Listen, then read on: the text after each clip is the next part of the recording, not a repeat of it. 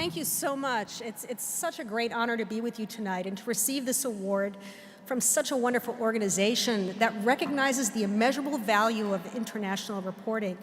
There's so many people that I want to acknowledge without whom I couldn't do what I do. There's my husband, Eric, and our son, Stefan, who support me unconditionally. Sorry, it gets emotional when I talk about them. Even when the assignments are dangerous, which they often are, Eric has joined me in some of those dangerous places, like the Gaza Strip, where he was stoned and mugged by a large group of angry Palestinian teens. And then later in Afghanistan, where he survived a 22-hour Taliban attack. I'm guessing he's probably a lot happier now that we're in Berlin. Love you, babe. So, I'd also like to thank my longtime Afghanistan and Middle East editor, Doug Roberts, who inspired me to delve deep and helped me craft so many of what I would say are my best stories. NPR is a unique place in many ways. In one way is that most of its war correspondents are women. And before he retired, many of us had the privilege to work with Doug, or Uncle, as we like to call him. I also salute my other NPR colleagues and editors who are here tonight, Edith Chapin, Jerry Holmes, Will Dobson, Didi Skanke, and Kevin Beasley, all of them deeply devoted to excellence in international reporting. You provide so much encouragement, and opportunity for me and the rest of NPR's international team so that we shine. And so on behalf of all of us, I want to thank you.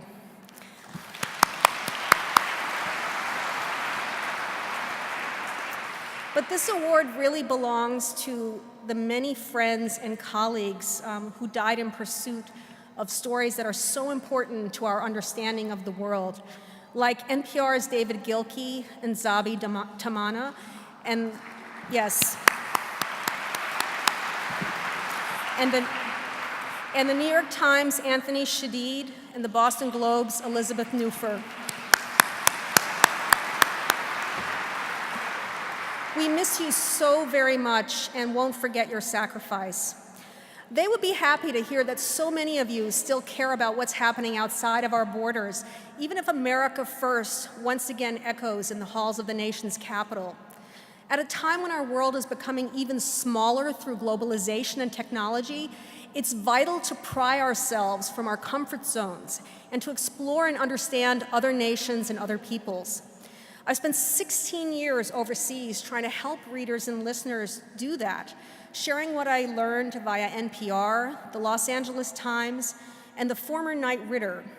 That last news outlet was always tough to explain to people living overseas. And even in Tehran, it would inevitably lead to the question, you're on the TV show with the talking car? Yes, I see some of you remember David Hasselhoff and Knight Rider. The show was actually available in Iran despite the Islamic Republic's efforts to block entertainment from the great Satan. My fascination with all things international is as strong today as when I started. I remain in absolute awe of people's humanity under the most difficult of circumstances. Like the grandmother I met last spring living alone in a cottage in eastern Ukraine. She lived on the front line with no water, or no power, no running water, no power. She risked gunfire and shelling every day to grow and harvest potatoes to survive, as well as daffodils to brighten up her home, and to give to a stranger, in this case me, this past Easter Sunday. Or the 25-year-old illiterate Afghan woman who was forcibly married at 16 to a man in Pakistan who brutally raped her every night. When I first met Hanifa in Kabul 2 years ago, she was so broken she could hardly speak without crying. Her healing came at a Kabul animal shelter where she volunteered and by rescuing abused puppies, one of which now lives in California. Hanifa has also become one of her country's best mountain climbers, and last month completed her first marathon. And she's even on Facebook and is learning to read and write, not just in Dari, but English. Most international news, however, isn't so uplifting, much like the political trends that I've been reporting on. In Europe, voters in more and more countries appear to be forgetting the lessons of the last century as they turn to nationalism and xenophobia to combat real and imagined economic and social woes.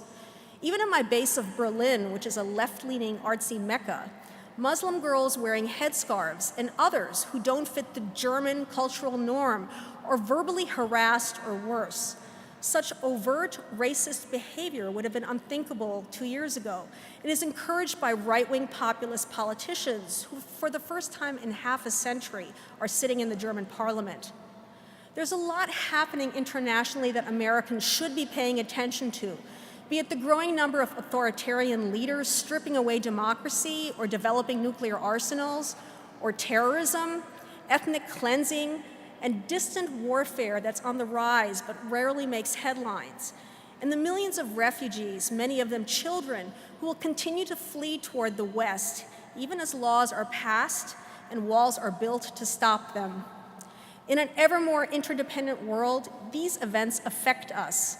They have an impact on the way we work, how we interact with our neighbors in our internationally diverse nation, as well as how safe we feel at home or on our streets.